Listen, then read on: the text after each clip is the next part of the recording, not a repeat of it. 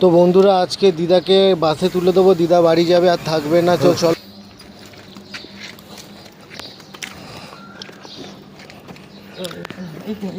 হুম।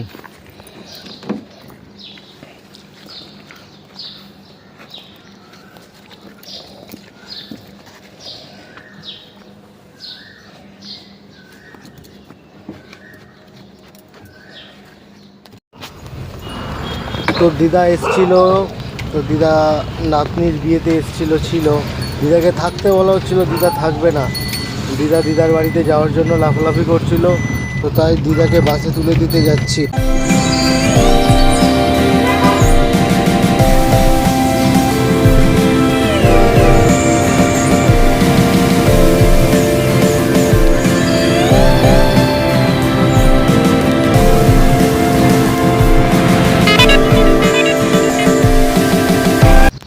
Main রাস্তায় ওঠার পর ভাবছিলাম যে 4:30 যে বাসটা আর কি ছাড়ে, সেই বাসটার সাথে না দেখা হয়ে যায়।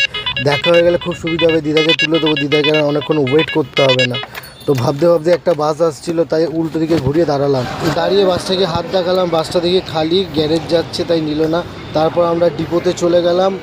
ডিপোতে চলে গিয়ে দেখো বাসের টিকিটের লাইন কত বড়, তো এত লোক মানুষজন রয়েছে। বললো একটাও সিট ফাঁকা নেই। আমি ভাবছিলাম যে কি করব, দিদাকে নিয়ে ধর্মতলায় যেতে হবে। বাইরে সন্তোষ ট্রাভেলসের ম্যানেজারের সাথে দেখা, উনি বললো যে 5:30টার সময় গড়িয়ার মোড় থেকেই আর কি ওদের দীঘার বাস ছাড়বে, তো ওয়েট করে যেতে বললো। তো আমি বললাম চলো দিদা চা খেয়ে আসি তাহলে। বলে দিদা আর আমি চায়ের দোকান খুঁজে পাচ্ছিলাম না, লাস্টে আমরা কেন্দুয়ায় গিয়ে চা খেলাম দিদা আর আমি। তো দিদাকে বললাম যে দিদা আসো চা খাই। বলে দিদাকে ডেকে নিয়ে আমি আর দিদা দুজনে চা খেলাম। ওখানে মহিলাগুলো তো দিদাকে প্রশংসা করছিল, বলছিল দিদা হেভি সাজুগুজু করে, দিদা হেভি শখ, দিদা এখনও পর্যন্ত সেজেগুজে বেড়ায়। তো ওখানে আশেপাশে যে মহিলাগুলো বসেছিল সেই মহিলাগুলো দিদাকে বলছিল, দিদার খুব প্রশংসা করছিল। তো এই নিয়ে দিদা, আমি আর চায়ের দোকানে বিমল কাকু আর ওই বিমল কাকুর দোকানে বসে থাকা 2-3টে মহিলা খুব বক করলাম করে। দেখো দিদা চা খাচ্ছে, আমিও চা খেলাম, খেয়ে এবার দেখো চাটা বিমল কাকু খুব সুন্দর করেছিল আর বেশ ভালোও লাগছিল।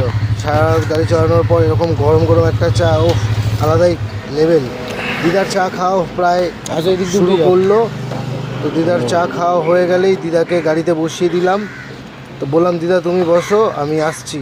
তো গাড়িতে দিদার সাথে কথা বলতে বলতে বাস এসে দাঁড়ালো। তো দিদাকে বললাম যে দিদা চলো আস্তে আস্তে নামো, এবার গিয়ে বাসটাকে উঠে তোমায় বসিয়ে দিই বলে দিদাকে নামাতে যাচ্ছি। তো দিদাকে বললাম বাদিক দিয়ে নামো, তো দিদা বাদিক দিয়ে নামছে। আমি ব্যাগ নিয়ে নিচ্ছি, তুমি যাও বাসের দিকে এগিয়ে যাও, আমি ব্যাগ নিয়ে নিচ্ছি।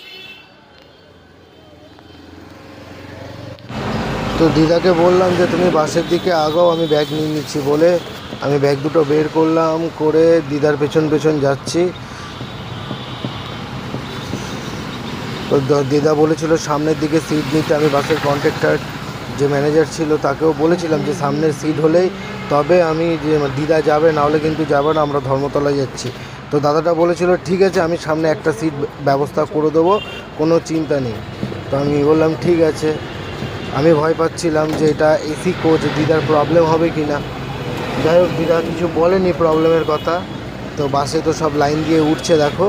তো আমি তো ভাবছি যে কখন তাড়াহুড়ো করে সামনের সিটটা ধরবো। তো সবার তো সিট নাম্বার বুকিং ছিল, তো ওরকম তাড়াহুড়ো করে উঠেও কোনো লাভ নেই। তো দাদাকে জিজ্ঞেস করলাম দাদা দিদাকে কোথায় বসাবো। তো দাদা বললো একদম সামনের সিটে 2 নম্বর সিটে বসাও, কোনো অসুবিধা নেই। তো আমি দিদাকে বললাম যে চলো তুমি আস্তে আস্তে ওঠো, আমি তোমাকে বসার ব্যবস্থা করে দিচ্ছি বলে দিদাকে ওপরে তুলে আমিও উঠলাম। ওই যে দাদাটা, তো দাদাটাকে তোমাদেরকে দেখালাম। তো দিদাকে ওপরে তুলে আমিও উঠলাম।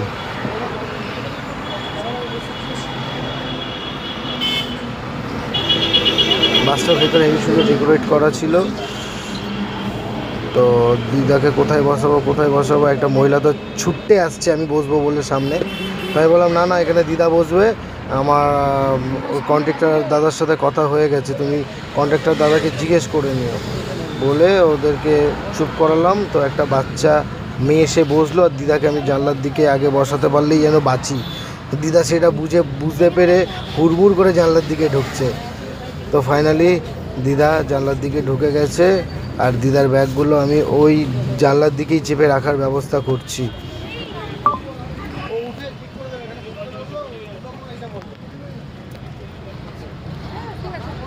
এখন বসো, আসলে ঠিক করে দেবো। তো দিদাকে বসিয়ে দিয়েছি, ব্যাস আর কোনো চাপ নেই। তো এবার আমি দিদাকে বললাম যখন চাইবে দিয়ে দিও। হ্যাঁ হ্যাঁ ফোন করো। দাদা বসিয়ে দিয়েছি, একটু নামিয়ে দিও দেখে শুনি। ওই রামনগর নামবে।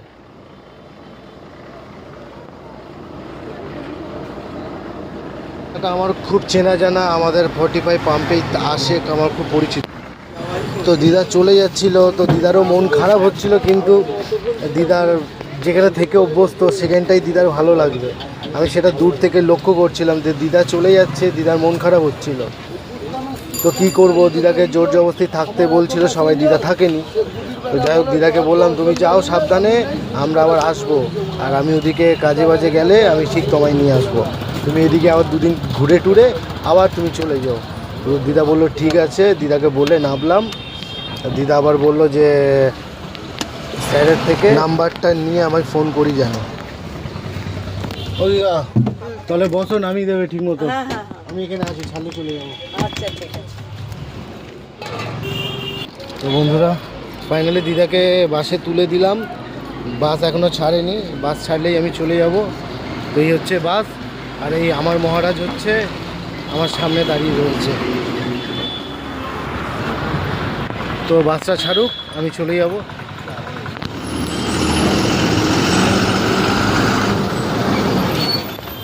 তো ফাইনালি বাসটা চলে গেল, আমিও ওদিকে যাব, আমিও আগাই।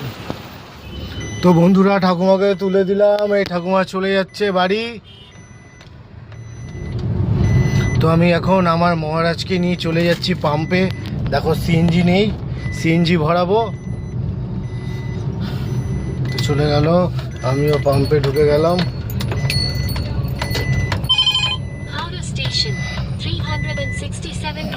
তো সিএনজি নেই, পাম্পে গাড়িও নেই, সিএনজিও নেই, ওয়েট করতে হবে, কখন গ্যাস পাবো জানি না। তো বন্ধুরা পাম্পে দাঁড়িয়ে চা খেলাম, চাটা খেয়ে দেখলাম গ্যাস আসার কোনো স্কোপ নেই। তো আমি সঙ্গে সঙ্গে অ্যাপ অনলাইন করে দুটো ট্রিপ মেরে এই রুবিতে দাঁড়িয়ে রয়েছি। ঠিক আছে, সিএনজি নেই, যাব পাড়ার দিকে, যদি ওদিকে সিএনজি থাকে ভরাবো, আর নাহলে গাড়ি গ্যারেজ করে ঘুমিয়ে পড়বো। তারপরে আবার যখন কাজে বেরোবো তখন আবার দেখা হবে। টাটা। আর আজকের ব্লগটাও আলাদা আসবে।